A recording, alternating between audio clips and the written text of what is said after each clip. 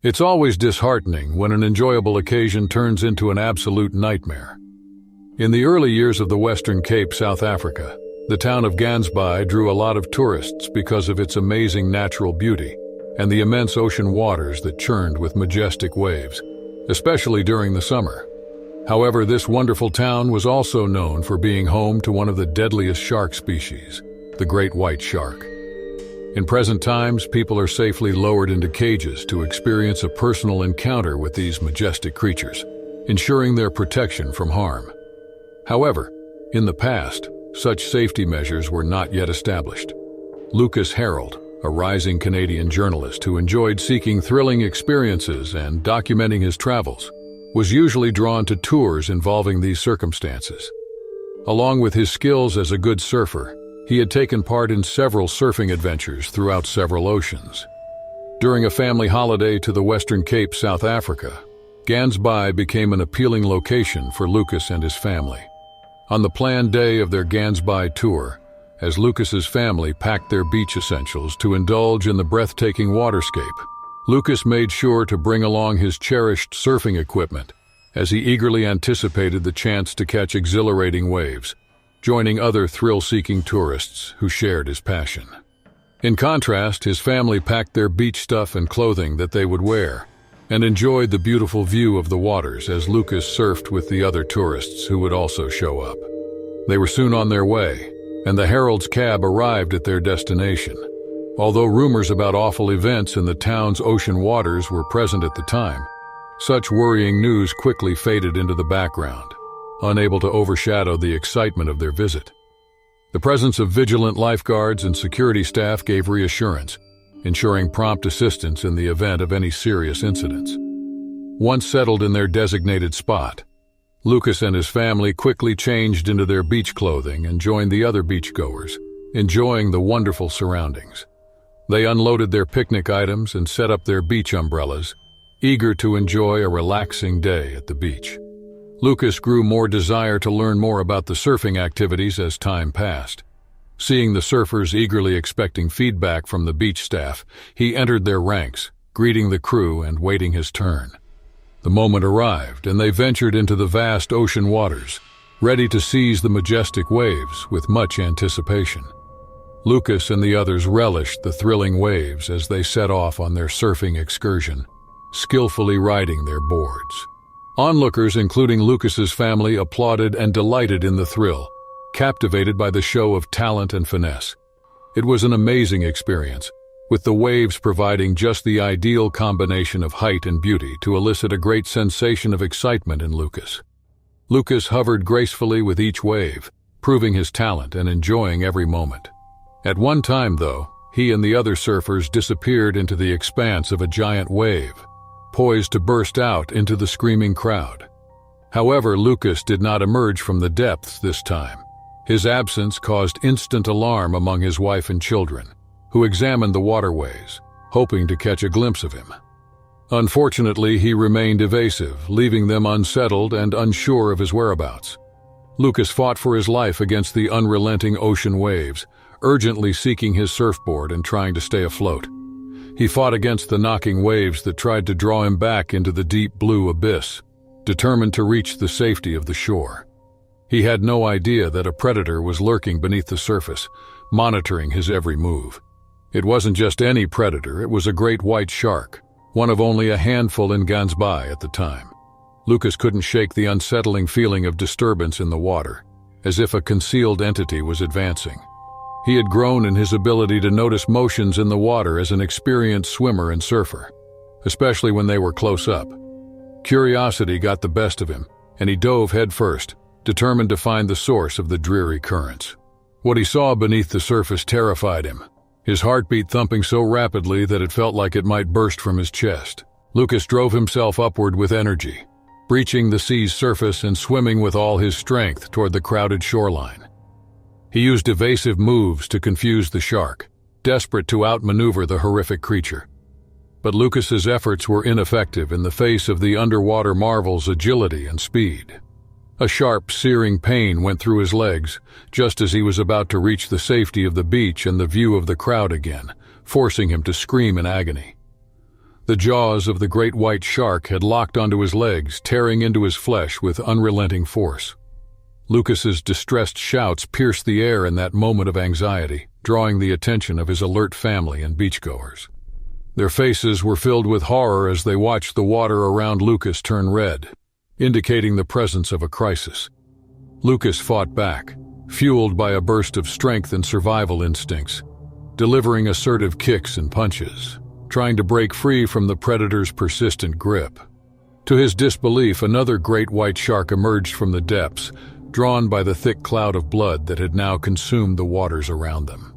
The shark buried its fangs into Lucas's arm with lightning speed, intensifying his frantic calls for help. Fortunately, a bunch of surfers happened to be within range, drawn by the commotion. They moved quickly toward the ensuing disaster. Concurrently, security workers, alerted to the emergency, immediately plunged into the water with their boats, desperate to save Lucas from the jaws of the ongoing threat. Lucas's family, notably his wife, pleaded for assistance, their voices echoing with sorrow. Despite Lucas's brave efforts to repel the relentless sharks, Lucas was overpowered. One of the sharks viciously tore off his leg, forcing Lucas to erupt in a piercing primal scream. As the intense pain overwhelmed him, he drifted unconscious, his body disappearing into the deep crimson-stained waters. The alert surfers arrived at his precise place just in time. Bracing themselves, they rammed their surfboards into the sharks, continuously hitting them until they let go of Lucas's bruised limbs and swam away, carrying his severed leg in their frightening jaws. The security team arrived quickly and efficiently, skillfully piloting their boat to extract Lucas from the dangerous waters. Although Lucas had already lost a large amount of blood, they were able to stop the bleeding and reduce further loss. An awaiting ambulance rushed Lucas away, triggering fear and despair in his wife and children, who ran behind him in frantic desperation. When he arrived at the hospital, his blood type coincidentally matched that of the blood bank, allowing for an instant transfusion as medical personnel dealt with his serious injuries. Lucas's family prayed desperately for his survival, their hearts bleeding with dread and hope. Lucas regained consciousness nearly 3 days later, much to the relief of his loved ones. However, he became gloomy from that day forward due to losing his leg, a part of his body he cherished the most. The events surrounding his near-death experience and subsequent survival echoed dramatically, ranking among the most terrifying shark attack accounts. It stood as an ominous and deadly reminder of the fragility of life, as well as the great appreciation Lucas and his family felt for his narrow escape from the grasp of the abyss. It also bore the weight of his permanent impairment, a continual reminder of the enduring suffering he would have to bear. Regardless of the problems and anxieties we face today, nothing compares to the terror of being in a life-or-death scenario, especially one that is deadly and excruciating. In April 1974, Kawil Ladan was newly employed as a lifeguard at Mogadishu's well-known beach. Mogadishu is a flourishing city in the African country of Somalia. Rumors of deadly sharks lurking in the beach waters and ocean had spread like wildfire at the time. Some unfortunate tourists were previously killed by these claimed sharks, their bodies covered with ghastly shark bite injuries. Although these cases were not confirmed, the fear and tension surrounding the beach were apparent. Kawil was charged as a recruit with protecting the safety of beachgoers and the environment. As a lifeguard, he had the privilege of visiting the beach for free at any time. He quickly grew infatuated with the breathtaking surroundings, which included a mix of warm beach air and chilly ocean waves that established a calming ambiance against his skin. Kawil valued his job as a lifeguard, diligently assuring everyone's safety and rescuing those in difficulty in the ocean. There were no huge incidents to deal with for a while, which made him even more enthusiastic about his job. He appreciated the opportunity to do what he loved in such a comfortable and relaxing setting. One day, Kawil was at the beach on a day off, wrapping up some unfinished business for the next day. When he was done, he spent several hours alone on the beach. He removed his outerwear and sat under an umbrella, eager to soak in the lovely view. The day was overcast and a gray mist blanketed the sky, hiding the blue sea. However, the beach refused to surrender its vibrancy even amid the mist. With the day winding down, Cowell decided to go on a little adventure by taking a boat ride into the alluring ocean, adding the perfect finishing touch to his relaxing day. Before setting off, he noticed another lifeguard who had also dropped by to attend to some work. The two exchanged greetings, briefly acknowledging each other's presence before Cowell set out on his boat while his companion did his duties. As Cowell paddled through the enchanting ocean waters, he immersed his hands in the refreshingly chilly liquid, relishing its tranquility. Memories of his childhood days flooded his mind, where beach visits with his family were unrestricted and full of joy. His excitement peaked as the sun on the beach became brighter, radiantly reflecting the sea's surface. Cowell had no idea that previous stories of danger lurking in these waters would soon become his reality. Unknown to him, a 13-foot tiger shark had taken charge of this ocean area. Due to the lack of marine life in the area, this predator had grown into an even more deadly force, driven by an insatiable hunger to feast on anything that crossed its path. The cold-blooded behemoth fixed its gaze on the boat, ready to strike, sensing the presence of prospective prey. Cowell was easily paddling through the ocean when his voyage was unexpectedly cut short by the persistent jostling of his canoe, leaving him puzzled and searching for answers. The boat capsized before he understood the situation, releasing him into the corrosive waters below. Panic did not take over because he knew how to swim, but his mind was filled with questions about what had caused his boat to capsize. A sharp, searing pain rushed through Cowell's legs, cutting through the water's serenity as he began swimming toward his upturned boat to right it and resume his journey back. He let out a series of terrifying screams, the echoes of which could be heard deep into the vast ocean. Cowell instinctively plunged his head underneath, adrenaline running through his veins to find the source of his suffering. What he saw in front of him defied belief and pounded his heart. Nearby was a shark, its blunt head and streamlined body ready to ravage his right legs with its serrated coxcomb-shaped teeth. Struggling against the excruciating pain, he frantically kicked with his remaining leg, desperately trying to fend off the relentless predator. Simultaneously, his cries for help pierced the vast expanse of water, his voice carrying the hope that the other lifeguard, not too far away, would hear his distress call and rush to his rescue. Cowell was dismayed that his kicks had little effect on the relentless shark. He ached desperately for his boat paddle, but remained out of reach. In a last-ditch effort to escape the sea creature's gnawing jaws, he lowered himself into the ocean's depths and punched it. Each strike intensified the pain, driving the razor-sharp teeth deeper into his flesh. As his blood blended with the water, the ocean became a whirling backdrop of red, producing a horrific sight. Consciousness gradually waned, compelling Cowell to surrender to the shadows, but he knew he wouldn't wake up to the world if he let himself sleep, so he kept pushing the shark away and screaming for help.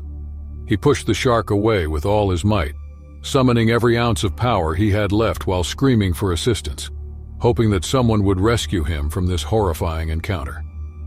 Thankfully, the other lifeguard had heard Cowell's cries and had paddled quickly towards him, propelled by the growing shouts and the horrifying sight unfolding before his eyes.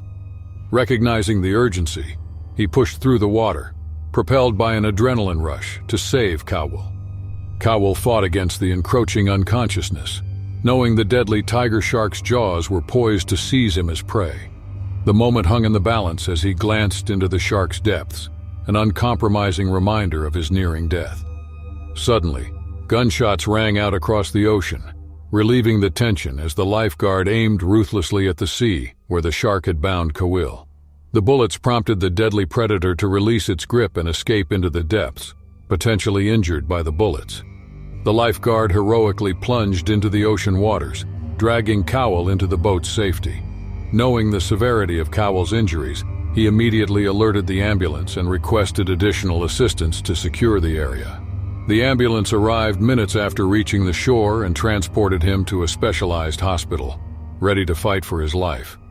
The following treatments were nothing short of aggressive, including complex surgeries and several injections. Cowell was resuscitated after a long battle, but the severity of his injuries forced the doctors to amputate his right leg, an awful loss that would haunt him for the rest of his life. It was a close call, a nightmare that haunted Cowell Ladan. His case marked the start of more shark attack cases on the beaches of Mogadishu, Somalia, during the period. The allure of the sea's treacherous depths frequently has us wondering if it's worth exploring them, given the potential hazards that await. A similar event occurred at a film production company in Queensland, Australia's eastern region. It was 1973, and the film studio was determined to improve their film by integrating a realistic ocean scene into the plot. The introduction of this ocean water section was intended to boost the action, ensuring that viewers were hooked and left with enough to talk about. However, the actors reacted with hesitation and skepticism to this decision.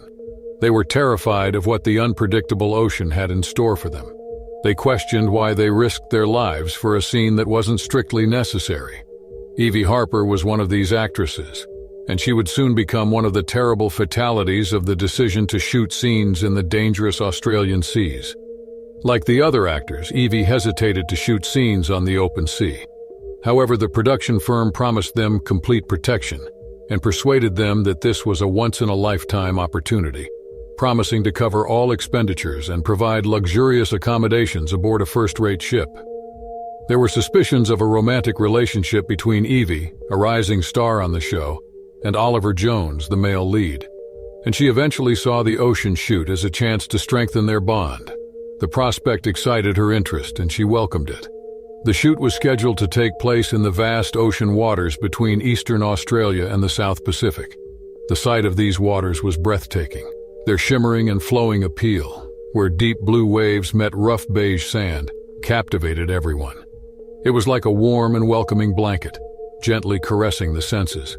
Most actors had never been so close to the sea, let alone experienced the excitement of sailing on it.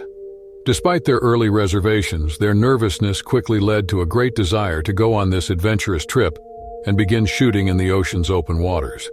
The enticing prospect of five-star service contributed to their energy, as there was no better place to eat, rest, and have fun than atop the calming waters of the ocean, with its gentle breeze surrounding them and the rest of the group. The movie company's thorough planning was evident as they organized the day efficiently. They got a cozy ship that perfectly suited their budget and extra lifeguards, security personnel, and extra escape boats in case of unanticipated events. They also went to great lengths by renting a popular fast food restaurant to meet the crew's requirements during the filming. Despite the high cost, the company felt it was vital for their grandiose film conclusion. Evie's enthusiasm increased as she held hands with Oliver and boarded the ship with the rest of the team, each carrying the necessary equipment for the shoot and personal requirements. As it was a critical stage, a few representatives of the film board followed them to ensure that everything ran smoothly. The ocean cruise was a fantastic experience. Evie and her crewmates loved every minute, laughing and joking with one another and enjoying romantic moments with their partners. As the shoot time neared, everyone met in the ship's general area to receive instructions on how the scene would play out. The anticipated grand finale involved Oliver rescuing Evie from the movie's antagonist aboard one of the escape boats. They would then return to the ship, sharing a passionate kiss before heading back to the city to get married. The plot promised excitement, and the entire crew eagerly awaited its enactment. To ensure Evie's safety during the water-based action, she was provided a safety jacket to prevent her from drowning, even though she already possessed basic swimming skills. While waiting for Evie's drama to play out, Michael, the antagonist, was already headed out on the ocean on an escape boat. They had no idea that his presence had sparked the interest of a fiery beast beneath the surface. It was a terrifying great white shark with a sleek torpedo-shaped body, a prominent conical snout, and a conspicuous keel at the base of its crescent-shaped tail. Its dark upper torso stood out against its white underbelly. One of the savvy security staff members saw the scenario and focused closely, using binoculars to ensure the safety of the sea waters as the predator quietly monitored the boat from below. A surprising turn of events transpired before the security staff could properly comprehend what they had witnessed and inform others. As Evie's traumatic kidnapping scenario was about to begin, Evie was deliberately thrown into the huge ocean waves. The security personnel's piercing screams of terror filled the air, demanding an immediate halt to the show until the dreadful creature withdrew from the area. However, in a terrifying split second, Evie and the team stared in astonishment as an enormous shark swooped down on her, burying its razor-sharp teeth into her shoulders. Her wild scream saturated the area, echoing with pure horror. She struggled desperately for her life as she was dragged beneath the surface, battling against the shark's unyielding grip. Evie battled hard, landing ineffective strikes on the shark with her frail wrists and launching powerful kicks with her legs. However, the terrible reality of her situation quickly overcame her. Her screams were heightened when sizzling waves of pain exploded from her savage shoulders. She felt her life force drain away gradually, sinking into unconsciousness. She fought the approaching shadows with waning strength. The security team dashed into the frightening waters, pinpointing Evie's position amid the commotion.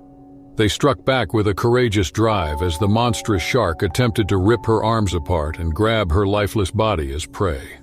They immobilized the fearsome predator with their spears. Evie was quickly rescued from the predator's maw and carefully cradled by Oliver and the health specialists.